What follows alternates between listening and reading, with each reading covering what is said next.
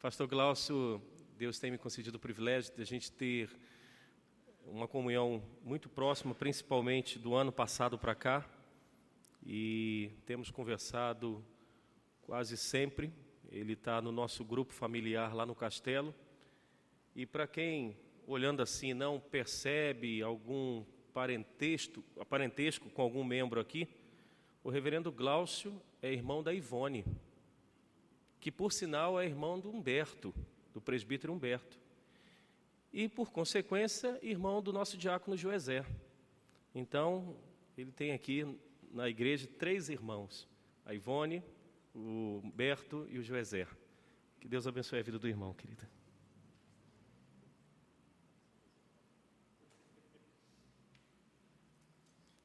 Convido os irmãos a abrirem suas Bíblias, a palavra de Deus, Jeremias, capítulo 30.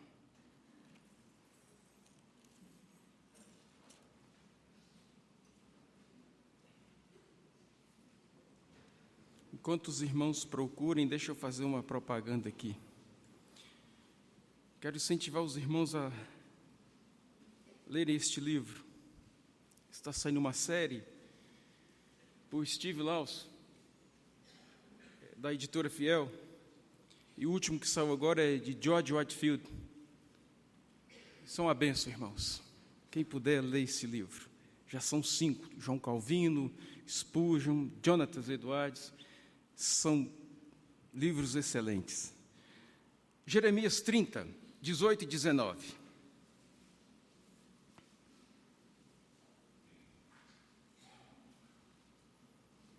Eu pedi que toda a igreja leia, depois eu vou ler na outra versão.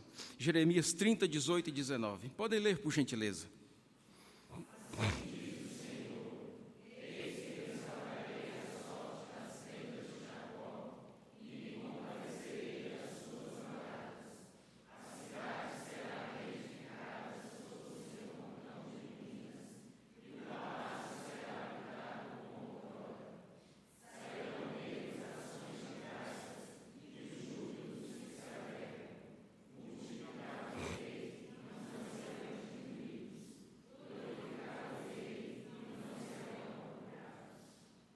Assim diz o Senhor: eis que acabarei o cativeiro das tendas de Jacó, e apiedar-me-ei das suas moradas, e a cidade será reedificada sobre o seu montão, e o palácio permanecerá como habitualmente, e sairá deles o louvor e a voz de júbilo, e multiplicá-los-ei, e não serão diminuídos, e glorificá-los-ei, e não serão acanhados. Ó Deus, Tua palavra foi lida, e nós te pedimos, em nome de Jesus, que o Espírito Santo de poder possa, ó Deus, abrir nossas mentes, nossos corações, para que possamos receber a Tua palavra.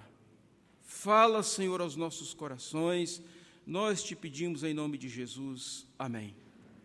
Meus irmãos, eu quero tomar estes 2 versículos,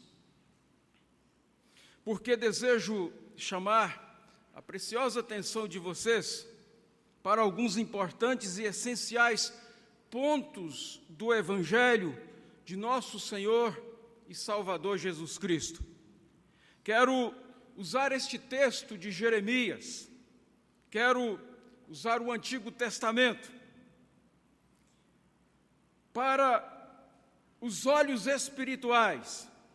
O Velho Testamento contém tantos e, num sentido, tão gloriosos textos evangélicos como no Novo Testamento. Quem não vê o Evangelho no Velho Testamento e o considera meramente como uma história do povo judeu, geralmente faz isso porque também não consegue ver o real Evangelho no Novo Testamento. As dispensações são diferentes, mas é o mesmo Deus que age, é o mesmo Deus que fala, e a sua graça é tão evidente em embrião no Velho Testamento, como em sua plena florescência, seu pleno desenvolvimento no Novo Testamento. E aqui neste texto, irmãos,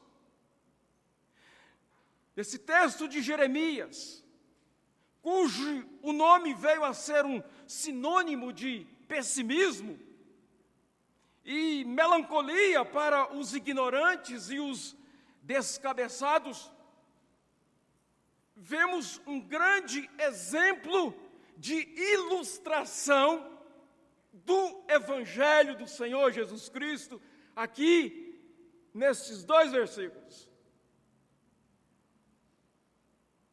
Estas palavras fixam a nossa atenção naquilo que constitui as grandes verdades subjacentes e vitais concernentes ao precioso Evangelho de Jesus Cristo. Eu quero, irmãos, destacar rapidamente aqui alguns princípios que têm sido negados, ignorados, esquecidos na vida da igreja. Os princípios não somente estão expostos claramente aqui no texto que nós acabamos de apreciar, são também da essência mesma da mensagem do Novo Testamento e têm sido, meus irmãos, invariavelmente reconhecidos e exaltados através dos séculos, por todos os segmentos da igreja que tem todo o direito de usar o nome de cristão. O primeiro princípio é que o Evangelho é algo que vem de Deus. O Evangelho não é uma filosofia humana.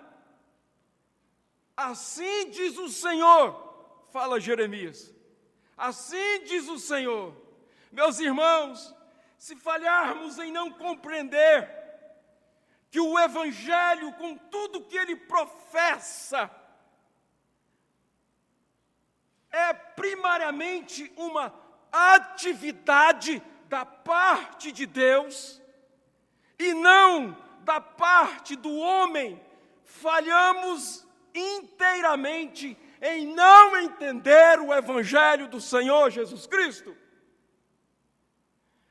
Naturalmente, o homem tem que fazer algo. Na verdade, tem muita coisa para fazer no plano de salvação, mas toda ela é secundária. O homem só começa a agir depois que Deus agiu e capacitou o homem para a ação. Se o Espírito Santo não capacitar o homem para a ação, ele não age.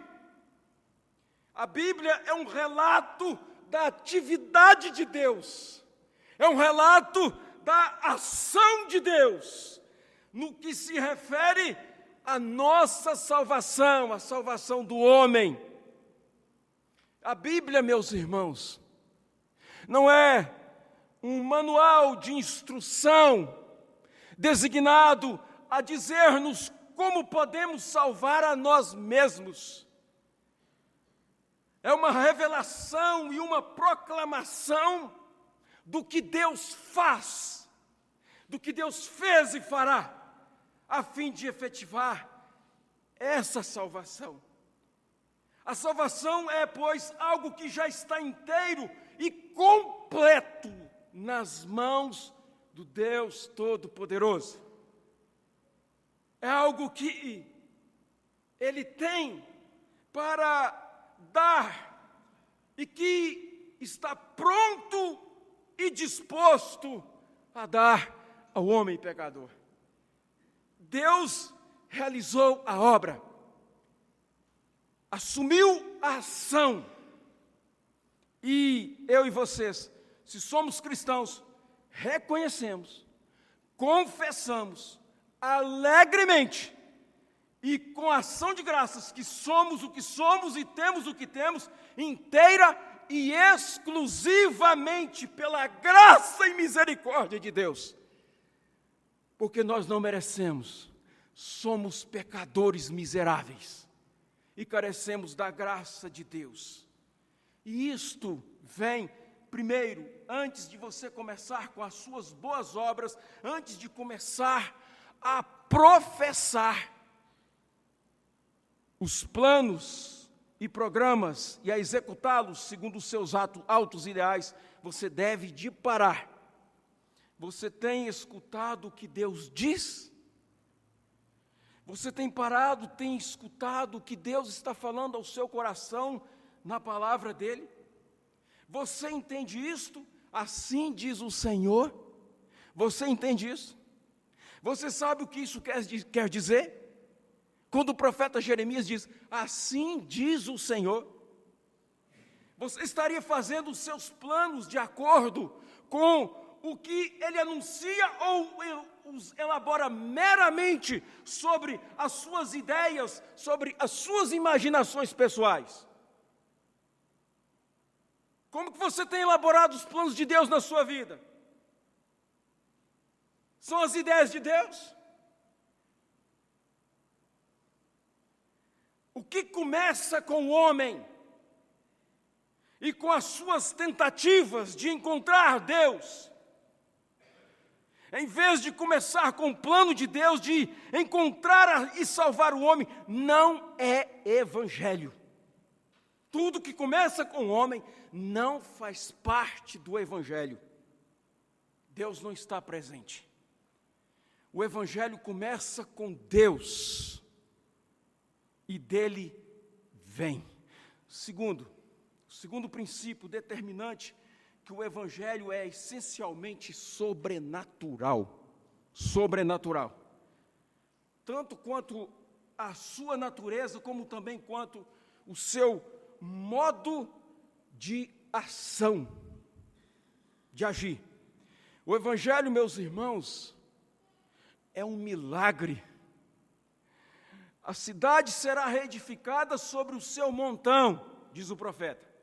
De acordo com a Bíblia, a salvação é algo grande, é algo imenso, glorioso. Para os escritores do Novo Testamento, a salvação é tão grande que nenhum termo é adequado para descrevê-la, exceto termos tais como o novo nascimento, renovação, regeneração. É algo que faz novas todas as coisas. O Evangelho não tem por objetivo meramente tornar-nos um pouco melhores e nos expor ideias que devemos adotar. Não. O Evangelho se nos oferece, meus irmãos, como um revestimento para as nossas vidas. É algo que nos muda inteira e completamente. É em confronto com esta verdade que se vê que todos os idealismos, todos os moralismos insípidos que tantas vezes passam por evangelho hoje, são tão desesperadamente inadequados. O evangelho, meus irmãos, é algo miraculoso e sobrenatural. O evangelho é vasto em seu esquema, o evangelho é vasto em sua ação, mas também é algo que vem como uma surpresa para o homem que, em sua essência, é incompreensível. O evangelho é maravilhoso, estupendo, como diz Packer. Olha o que o apóstolo Paulo diz: grande é o mistério da piedade. 1 Timóteo 3,16. E mais, olha o que Paulo diz: ó profundidade das riquezas, tanto da sabedoria como da ciência de Deus. Romanos 11:33. Meus irmãos, se o evangelho fosse meramente algo que nos exortasse a ter uma vida moralmente melhor e a sermos bondosos, amáveis, se fosse apenas um esquema ético-social, algo que, primeiramente, nos pedisse que façamos algo, e não o anúncio do que Deus fez, não teria a menor possibilidade de evocar tal resposta. Se fosse isso o Evangelho, meus irmãos, um código de ética, de comportamento, ele seria apenas um dentre várias filosofias e esquemas de vida que poderíamos afirmar definitivamente. O Evangelho deixaria de ser algo que irrompe sobre nós e nos domina com a sua majestade, graça e poder. Nenhum outros escritos age com tanto poder, com tanta graça nas nossas vidas como o Evangelho do Senhor Jesus Cristo. O Evangelho anuncia a ação de Deus. Deus deixou maravilhados Abraão, Jacó, Davi, Paulo, os profetas e todos os santos do Velho e do Novo Testamento. Você sempre achou o que o Evangelho é isso para você, como Paulo pensava? A palavra de Deus veio até você e o encheu de encantamento, amor e louvor, como fez na vida desse homem, quando estava ainda com 18 anos de idade, que sacudiu o mundo daquela época, um mundo caído, podre, onde as igrejas estavam falidas. E o Evangelho veio e rompeu na vida deste homem. E este homem levou milhões e milhões, aliás, dizem que bilhões de pessoas aos pés do Senhor Jesus Cristo, com esse Evangelho poderoso. Terceiro princípio geral: o Evangelho sempre vem como boas novas, como o nome Evangelho o indica. Nem toda ação de Deus é boa nova, você sabe disso, pois Ele anuncia a sua lei, Ele anuncia a sua ira, os seus desprazeres e a punição por Ele imposta.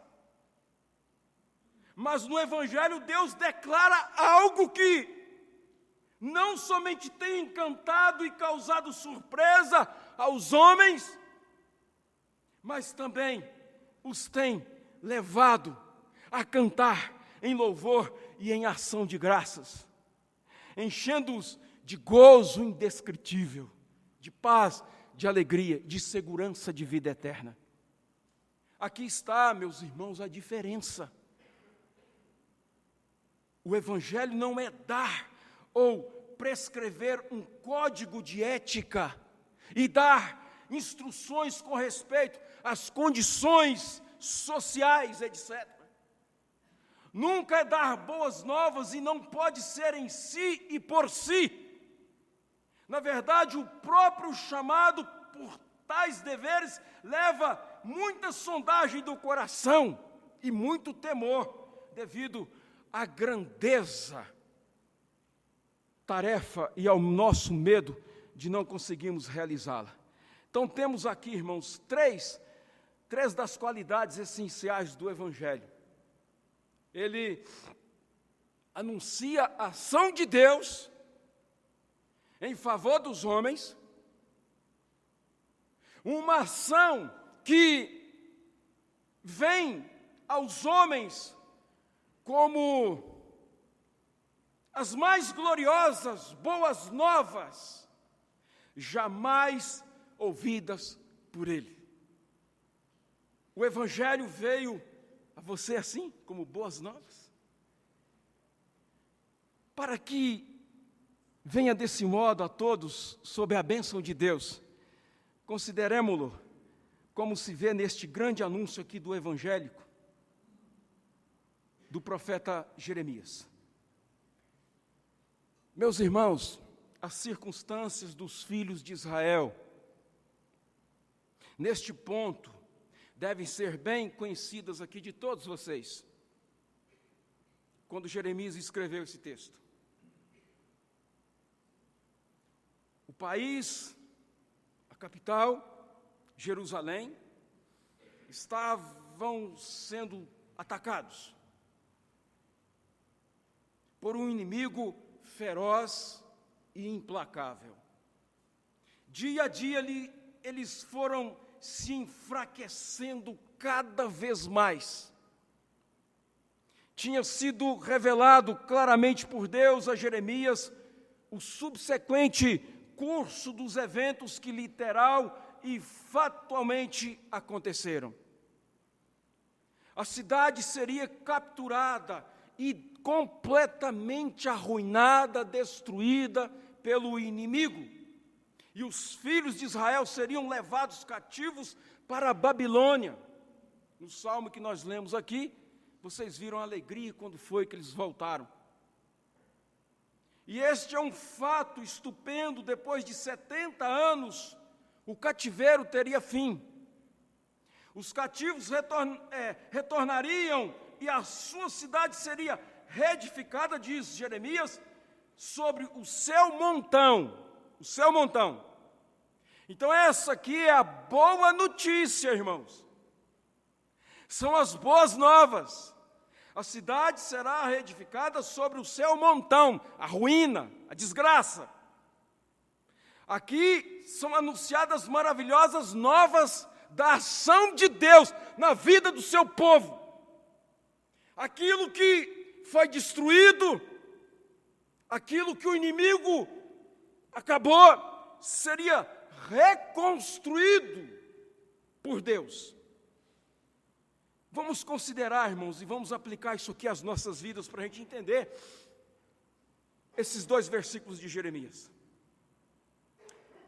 Preste bem atenção. Em primeiro lugar, o poder do Evangelho. Em primeiro lugar, a tarefa com a qual o Evangelho se defronta. A tarefa com a qual o Evangelho se defronta. Olhe bem, para a gente entender isso, a cidade de Jerusalém estava em completa ruínas. Era um montão, diz Jeremias. Jerusalém era a cidade de Deus. Jerusalém era o orgulho do povo. A cidade que o salmista tinha cantado tantas e tantas vezes e cujas virtudes e excelências tinham sido aclamados com muita regularidade nos salmos. Era uma cidade realmente extraordinária, Jerusalém, com razão considerada em todos os aspectos a habitação terrestre do próprio Deus. Pois em Jerusalém estava o templo, onde o povo se reunia para o culto, e para lá iam com as suas ofertas e com os seus sacrifícios. E ali as grandes festas eram celebradas, e ali o povo tinha experimentado os momentos mais altos, mais íntimos de suas vidas com Deus. Ali, em Jerusalém, os filhos de Israel sentiam a presença do Deus vivo, agindo, intervindo. Ali comungavam com Ele e lhe davam graças por suas bênçãos. Acresce que a cidade era notável por sua força, pelo seu poder, sua posição imponente sobre as rochas, suas torres, seus torreões, seus muros, os seus edifícios. Era um encanto, Jerusalém. Era a cidade mais bela do mundo. Além disso, Jerusalém nunca fora derrotada, nunca vencida. Mas é pena devido ao pecado do seu povo, a rebeldia do povo, devido à sua desobediência a Deus e devido à sua apostasia, à sua negligência dos mandamentos de Deus na vida cotidiana, individual e na vida da cidade. As defesas se enfraqueceram e o povo se tornou indolente. Por fim, de fora da cidade, o inimigo, aproveitando-se disso tudo, da fraqueza espiritual do povo, da desobediência daquele povo a Deus, o inimigo se apercebeu disso, aproveitou disso tudo, os tinha atacado, tinha saqueado a cidade e a tinha reduzido a escombros, a montões, como diz aqui o profeta Jeremias. O templo fora completamente destruído e os seus maravilhosos tesouros de prata e de ouro tinham sido levados embora. O altar tinha sido quebrado, derrubado, tudo fora demolido. Os muros, aqueles muros fortes, foram postos abaixo. As guaritas e as torres tinham caído em pedaços. E a cidade de Deus, aquela cidade tão bela, se tornara um montão, diz o profeta Jeremias. Tudo que tinha sido jactancioso, orgulho dos judeus, por séculos, nada mais era agora do que um monte de destroços.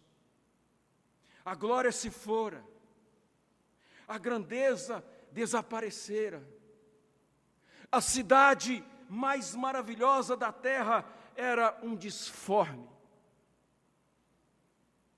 e desordenado monte de refúgio. Todo esse esplendor caíra por terra. Estava completamente arruinada a bela cidade de Jerusalém, onde o povo tinha um prazer de adorar a Deus, de ir com a família, com os filhos, para prestar culto a Deus. Agora tudo é um montão, ruínas, destroços. Você pode estar perguntando, pastor, o que tem a ver isso comigo? E daí? O que isso tem a ver com a tarefa do Evangelho, pastor? O que isso tem a ver agora com o pleno século XXI?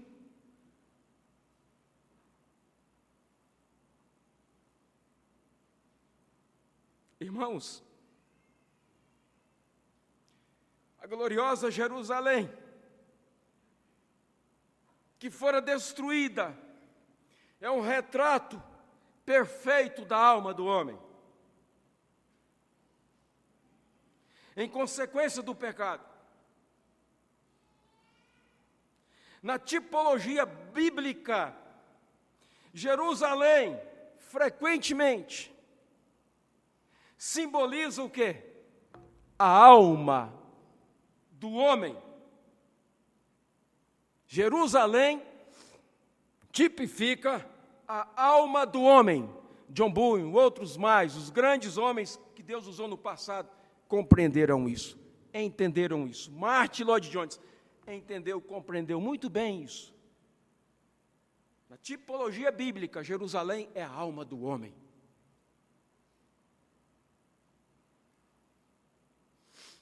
Deus criou o homem perfeito, não foi? Colocou no jardim, numa Jerusalém.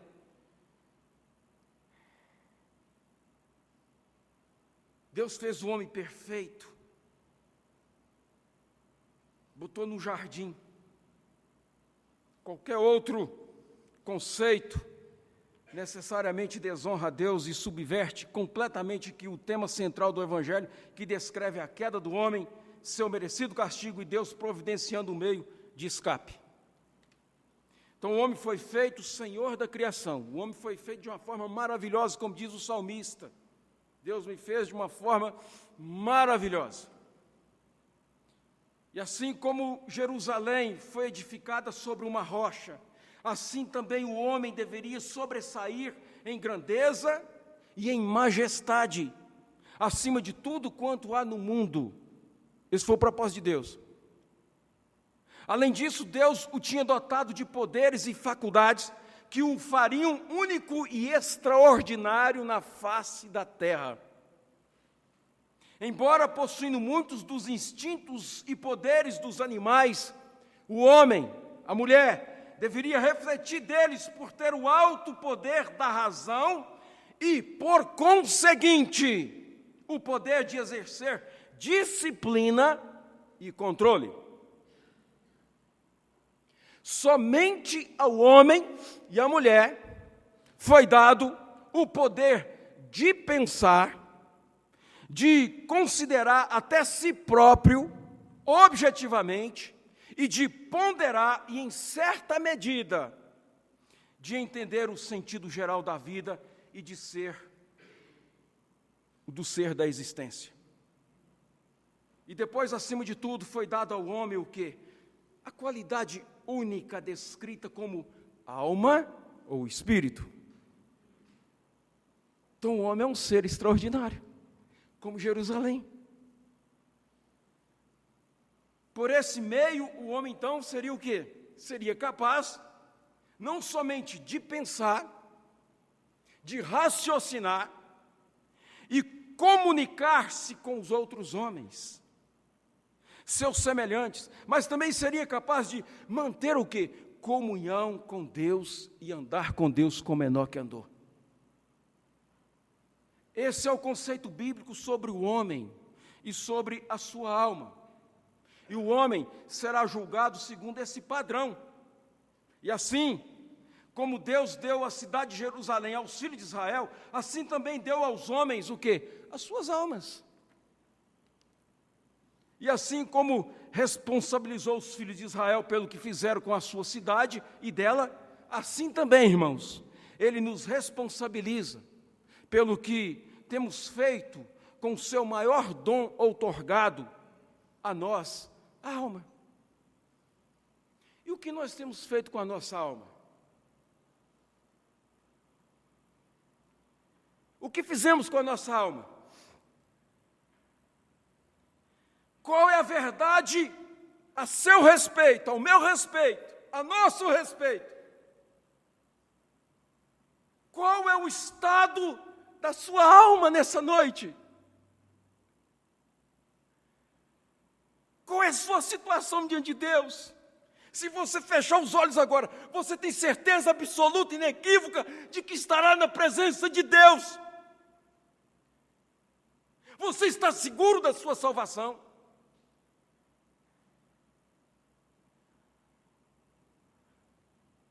Você está em conformidade com esse exaltado padrão que Deus te deu? Você compreende que essa é a verdadeira natureza sua? E que é isso que fomos destinados a ser?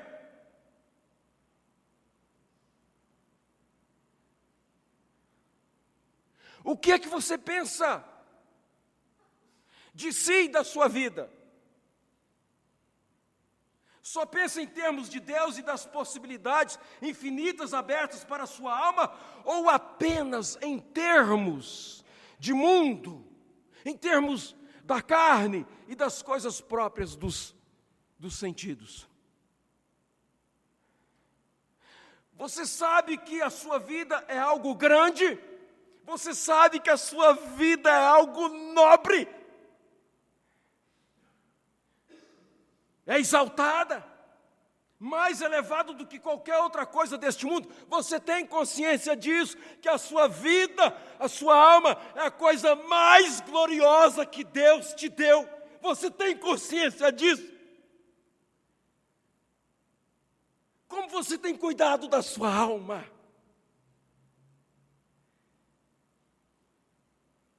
Você tem consciência, meu querido,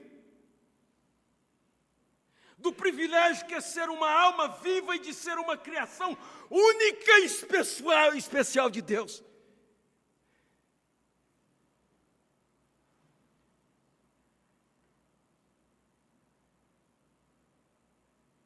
Quero passar para alguns detalhes especiais aqui nesse texto, para a gente entender um pouco. O que dizer O que dizer do muro que cerca a cidade da sua alma?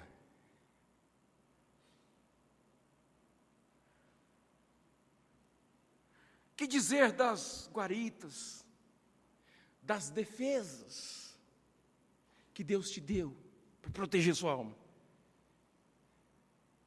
Estão todos intactos? Ou os muros caíram? As defesas faliram? O muro está sendo minado pelo inimigo? Irmãos, nós estamos rodeados de inimigos que nos atacam sem cessar. Sem cessar. Tentações, pecados de sugestões para o mal começam a remeter contra as nossas defesas e a bombardeá-las, tentando jogar este muro que Deus colocou em nossa alma por terra. O inimigo tenta invadir, como ele invadiu Davi. No momento que ele tirou os olhos de Deus, ele caiu, o inimigo entrou e arruinou sua vida, sua família. Quantos lares arruinados, quantas vidas destruídas, porque o inimigo já entrou nesse muro, já invadiu, e hoje só resta um montão. Eu creio que você já teve experiência disso, estava muito bem espiritualmente, depois de repente você cai. O que foi que aconteceu? Manteve intactas as suas defesas? Você venceu o inimigo? Há brechas no muro? Você preservou a sua castidade, a sua santidade? Você manteve o seu caráter? Quando o inimigo tentou invadir, minar esse muro?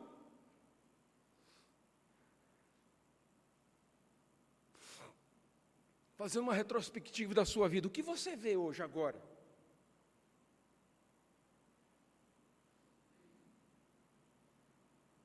O inimigo não entrou? No seu lar, no seu casamento, na vida de seus filhos, na vida da igreja, nas pregações da igreja. Há muitas igrejas que o inimigo já entrou, derrubou o muro, jogou por terra, e hoje só tem discurso. Não tem a pregação do verdadeiro evangelho. Por isso os pastores têm medo de pregar contra o pecado. Não tem coragem.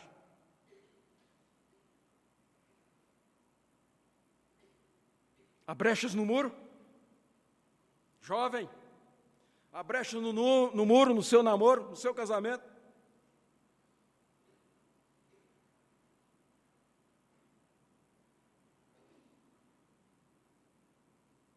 Vamos pensar que nos vistosos palácios e edifícios que outrora foram o orgulho de Jerusalém, aquilo era uma coisa fantástica, era uma coisa maravilhosa. Estão de pé?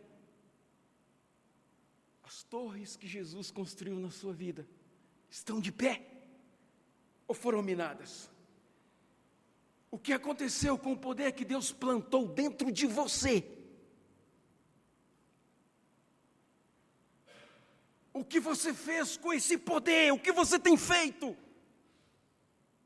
Qual real uso você tem feito da sua mente gloriosa que Deus te deu? De que ocupações e tarefas a incumbiu? Ela tem sido usada como foi destinada a ser usada para a contemplação das coisas grandiosas da vida, para reflexões ideais nobilantes e enaltecedoras? Para isso você tem usado a sua mente, o seu tempo. Como você tem usado o seu tempo? Você tem estudado a palavra de Deus com todo o amor? Você tem se deleitado no estudo dessa palavra? Você tem o prazer de estudar a Bíblia? Ou tem mais prazer de passar uma noite na internet do que ficar meia hora lendo a Bíblia, meditando nas grandezas de Deus? E a oração? Como está o muro da vida de oração?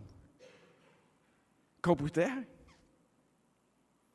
Esse jovem aqui ficava suado de tanto orar. David Brainer suava na neve de orar. Era um jovem e morreu com 29 anos de idade. Andava no lombo de um animal 600 quilômetros para levar a mensagem do Evangelho. Como está a sua vida de oração? De estudo da palavra de Deus? O culto doméstico, como é que está? O inimigo invadiu? Derrubou os muros?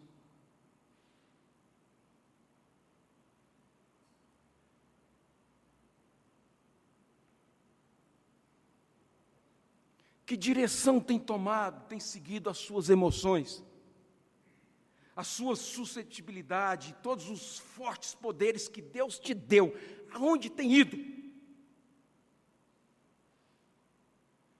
O que houve com os palácios da sua alma, com esses grandes edifícios?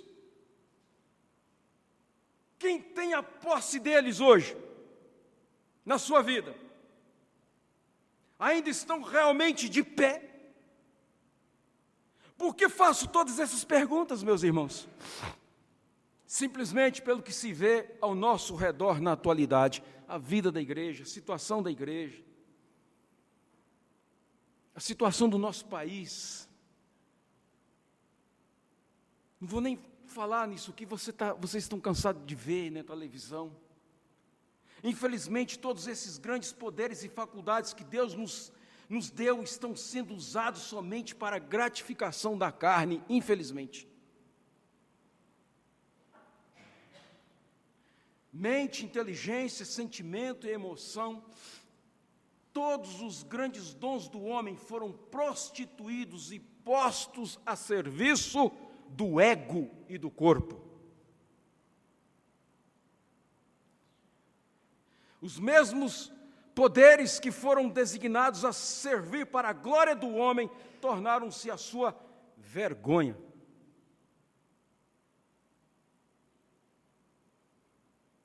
A que você dedica o seu tempo, a sua energia, o seu dinheiro? O que realmente lhe atrai e agrade você? Ultimamente, o que tem agradado o seu coração? Que uso você dá à sua mente, ao seu intelecto e a estes outros poderes? Estão realmente em ação para a glória de Deus? O que houve com o templo? Pois afinal essa era a principal glória de Jerusalém, o templo. O que houve com o templo da sua alma? O lugar de Deus, o nosso corpo é o templo do Espírito Santo, é o lugar de Deus, o lugar de comunhão com o eterno Deus, o lugar em que se deve ouvir a sua voz. O que você me diz do templo? Talvez você ache que pode argumentar no sentido de que parte dos muros ainda está de pé e que alguns dos grandes edifícios ainda estão intactos, porém, que houve com o edifício mais grandioso da sua vida, o templo. Você conhece Deus? Você conhece Jesus? Deus é real para você? É glorioso para você? Há dentro de você um santo dos santos, onde ele vive, onde ele mora, onde ele tem comunhão com você. Há um altar na sua vida. Deus quer que você habite com ele e tenha comunhão íntima com ele. O que houve com a sua alma? O que houve com a cidade? não está em ruínas? O inimigo rompeu, as defesas entrou e capturou a cidade, demoliu os seus edifícios e saqueou e destruiu o templo. O pecado arruinou a alma. A cidade tornou-se um montão. O inimigo nos levou cativos, diz Jeremias. Essa é a tarefa com que o Evangelho, meus irmãos, confronta. A alma do homem está nesse estado e nessas condições. Caiu, está em escombros, foi destruída, foi reduzida a um montão. Então o Evangelho se confronta com essas coisas. Esse é o nosso segundo ponto. Somente o Evangelho pode dar conta dessa tarefa, de reconstruir tudo. Olha para o nosso país, olha para a situação do nosso país. Não tem solução. Não tem. Não tem, a não ser o Evangelho do Senhor Jesus Cristo. Só o Evangelho dá conta da situação do nosso país. Não tem outra solução para nós. É por isso, irmãos, que eu estou chamando a sua preciosa atenção para isso. Nós precisamos de viver esse verdadeiro Evangelho, ou então seremos arruinados. A nossa analogia da cidade de Jerusalém mostra isso com a maior clareza. Depois da destruição de Jerusalém, os filhos de Israel estavam sob o poder de um grande inimigo. Eles não tinham a menor chance de escapar. Estavam longe de Jerusalém, arruinados, sem nenhum poder, incapazes de fazer coisa alguma. Estavam presos, algemados, sem chances. Irmãos, é precisamente o que acontece com a alma do homem. Tinha alguns que não desejavam voltar para Jerusalém. Contentavam-se em ser escravos na Babilônia. Mas tinha alguns que desejavam voltar, ansiavam e suspiravam pelo regresso, mas estavam em completo desamparo e sem forças para regressar. Atualmente há milhares que não têm consciência do estado de suas almas e que, quando ouvem falar a respeito, não se importam. Nada os esperam senão a destruição, o inferno. Mas agora eu falo baseado aqui na pressuposição de que você está vivo, desperto,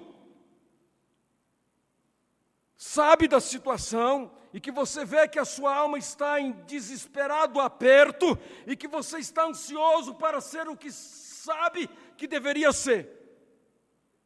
Você se deu conta do seu desamparo e de que o Evangelho é o único que está à altura dessa tarefa de resgatar a sua vida, de resgatar o seu casamento, de resgatar os seus filhos. Irmãos, a situação dos filhos de Israel é um exemplo de que você não tem condições de realizar a tarefa. Foi Deus que trouxe aquele povo de volta. Eles não tinham a mínima condição. O inimigo era poderosíssimo. Eles estavam amarrados, presos. Não tinha solução para eles. Quando Deus interviu, quando Deus agiu, Deus é quem trouxe aquele povo de volta. E assim, meus irmãos, com a vida do homem que está arruinado, ele não pode fazer nada. Nada pode fazer. Somente Deus pode levantar o caído. Somente Deus pode restaurar a nossa nação. Olha, irmãos, não adianta a gente ficar aqui só falando em missões. Não adianta a gente ficar mandando ofertas para as missões. Isso só não basta enquanto nós não dobrarmos diante de Deus, em oração, pregação do Evangelho. As coisas continuarão como um montão, como está o nosso país. Então é preciso, irmãos, coragem. Esse momento é momento de coragem. É momento de depositar nossa fé em Jesus e saber que somente Ele pode mudar a situação, a direção do nosso país. Quando outros que estão preocupados, irem não sei para onde, pregar o evangelho não sei onde, mas e o nosso redor, o nosso país, o nosso bairro, os nossos vizinhos, conhece Jesus? Então não adianta eu contribuir para missões, se eu nunca falei de Jesus para o meu vizinho, se nas reuniões de oração para os missionários eu não compareço. As reuniões de oração estão um fracasso. Os estudos bíblicos durante a semana, fracasso. Muitos preferem ir para o campo de futebol do que vir para a igreja durante a semana. Essa é a realidade. O diabo tem minado o muro. E nós estamos aí, sem poder. A igreja está desacreditada.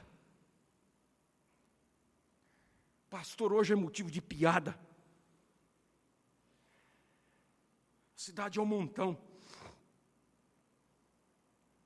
A tarefa é grande, irmãos. A tarefa é grande.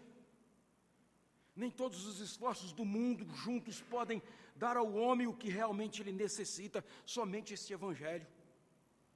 E o que nós temos feito com isso? Mas em terceiro lugar, irmãos, em último lugar, essa é a tarefa à altura da qual só o evangelho está. Essa é a tarefa à altura da qual só o evangelho está. Os filhos de Israel, em seu completo desvalimento na Babilônia, a situação parece vazia de esperança, mas para eles, justamente nessa situação, vem a mensagem no versículo 18, que diz: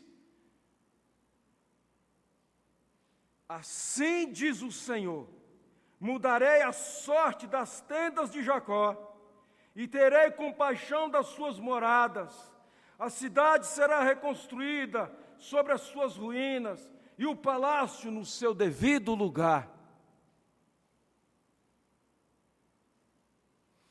Essa é a mensagem do Evangelho. Só o Evangelho está à altura de fazer isso aqui. Não adianta educação. Educação é excelente. Um país sem educação, não precisa nem discutir isso aqui. É indiscutível. Mas isso não resolve o problema do homem. Não resolve. E aí, irmãos, o que nós temos feito com esse Evangelho?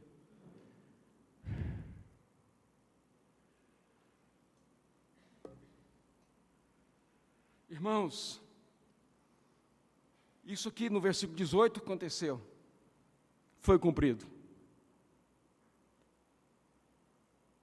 Quando os homens tinham falhado total e completamente, Deus, pela graça, pela misericórdia, entrou em cena e lhes deu o que o coração deles desejava. Trouxe-os de volta para Jerusalém, precisamente no mesmo velho local, na posição antiga. A nova cidade foi construída com seus muros, seus palácios, suas torres, né, seus edifícios, até o seu templo. Sobre o próprio montão, sobre os próprios destroços da cidade velha, a nova cidade foi edificada. É isso que o Evangelho faz. O homem continua, seu caráter, sua personalidade, ele é o mesmo, mas o Evangelho vem e constrói nova vida, novo ser, tudo se faz novo. No mesmo lugar, na mesma vida. Mas esse momento é um momento de Deus. É Deus quem faz. É Deus que reconstrói aquela vida que está um montão, arruinada. É Deus que pode edificar um casamento arruinado, trazer de volta. Só Deus pode fazer. Só Deus pode levantar uma igreja desanimada, que não ora, que não tem prazer em estudar a palavra de Deus, de ouvir a mensagem. Só Deus pode fazer isso, só o Espírito Santo de Deus. O homem vem em Jesus Cristo e por meio de Jesus Cristo, o Filho de Deus. E como ele faz? Nossa figura o ilustra perfeitamente. O que necessitamos? O que você mais necessita? Primeiro e antes de tudo, precisamos ser levados de volta para Jerusalém e ter o lixo e os escombros do passado eliminados. Você não pode fazer nada com o seu passado. Pense no seu passado, o que você já fez. O que você pode fazer? Nada. Só Jesus, só Cristo Jesus. Como lidar aí com a culpa do passado, com os destroços do naufrágio da sua vida, da sua alma? Como remover o lixo, o entulho, o remorso, a tristeza da sua alma? Você não pode lidar com isso, você não pode fazer isso. Esforços no presente e no futuro não podem extirpar esse mal da sua alma. Aí permanece como extirpá-lo. Como, pastor, extirpá-lo? Só uma resposta. Jesus Cristo, o Filho de Deus, por sua morte no Calvário, eliminou os escombros, eliminou o lixo, eliminou os destroços do naufrágio da nossa alma, da nossa vida, e nos trouxe de volta para Jerusalém. Por isso que você está aqui nessa noite, porque foi Deus que trouxe você. Caso contrário, você estava lá em Babilônia, arruinado, sem saída.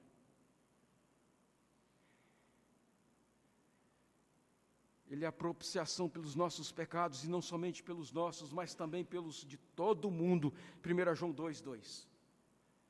Você não pode lidar com o seu passado. Jesus pode. Só Jesus pode remover o lixo, os escombros, os destroços, o naufrágio do passado. Só Ele pode nos perdoar. Jesus Cristo, o Filho de Deus, não só morreu por nossos pecados, Ele ressuscitou, ascendeu ao céu e do céu enviou o Espírito Santo de Deus, que nos leva a um novo nascimento, é uma nova vida, que nos cria novamente e faz de nós novos homens, novas mulheres em Cristo Jesus. No mesmo local, mesmo em cima dos montões. Jesus não nos oferece meramente absolvição e perdão, mas um novo começo, uma nova vida. E você pode tornar-se um novo ser. A Nova Jerusalém foi edificada sobre a velha. Você, a mesma pessoa, com a mesma personalidade, individualidade essencial, e a você é oferecida uma nova natureza e uma nova vida, com novos desejos, novos interesses, novas esperanças, novas possibilidades e, acima de tudo, um novo templo, um novo altar na sua vida, na sua alma. Esse é o Evangelho. Só o Evangelho está à altura disso.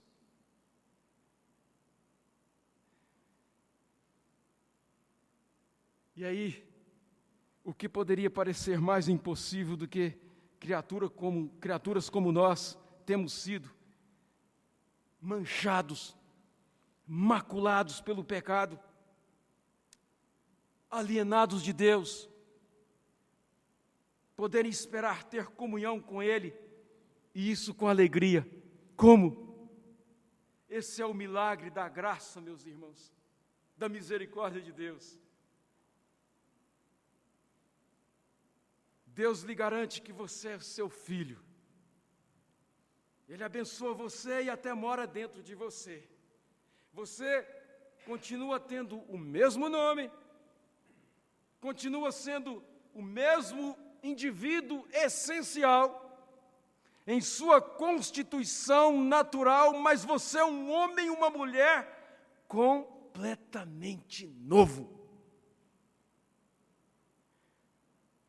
O local é o mesmo, mas a cidade é uma nova Jerusalém, gloriosa, bonita.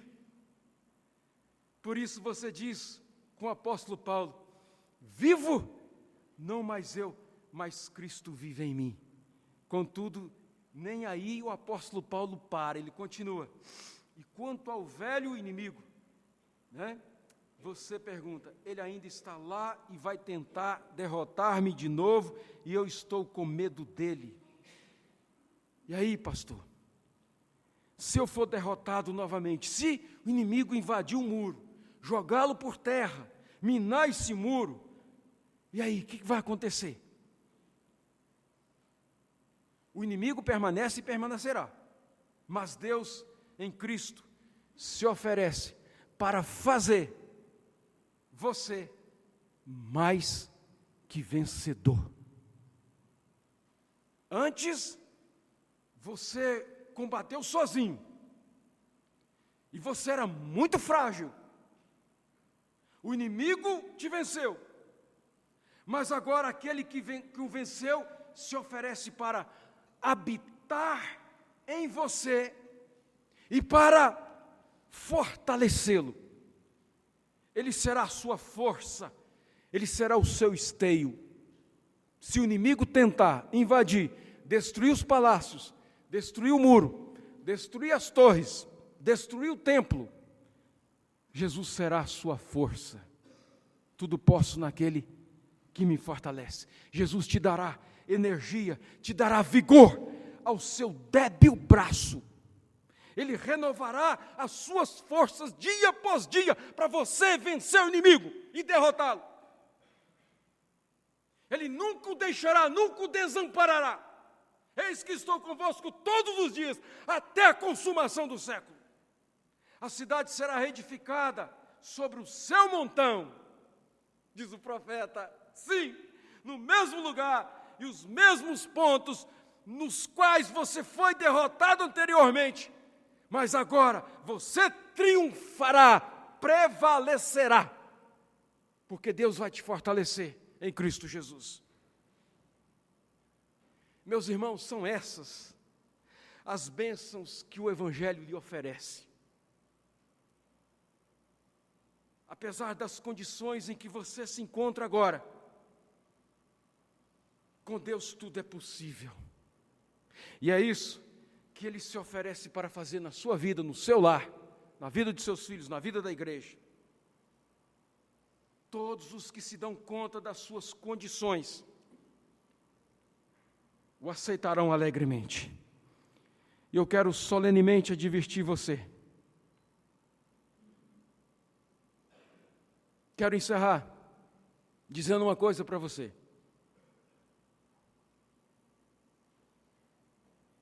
Você está perdido, destruído, arruinado, sem Jesus. E se Ele não for glorificado em sua salvação, Ele será glorificado na sua destruição. Se Ele não entrar e fazer habitação no seu coração, você terá de assumir a habitação eterna com o diabo e os seus anjos.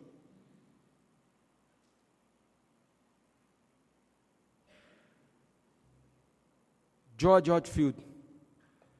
Pois como sabes tu, ó homem, se o próximo passo que tomares será para o inferno? Meu querido, a morte poderá te agarrar. O juízo de Deus te encontrar. E então um grande abismo se fixará entre você e a glória infinda para sempre e sempre. Não esqueça disso. Pensa nessas coisas. Você que ainda estás indisposto a caminhar com Deus, a ter uma vida de íntima comunhão com Deus, uma vida de santidade. Pense nisso. Põe estas coisas no teu coração. Que Deus nos abençoe. Que Deus nos ajude. E que a Jerusalém possa ser reconstruída no seu lar, no seu casamento, na sua vida espiritual, na vida da igreja. Para a honra e glória do nome de Deus, para que o nome de Deus seja exaltado, para que os nossos vizinhos possam olhar para nós, aqui a igreja, o seu vizinho possa olhar para você e pensar: Deus existe, Deus é real. Que Deus nos abençoe. Amém.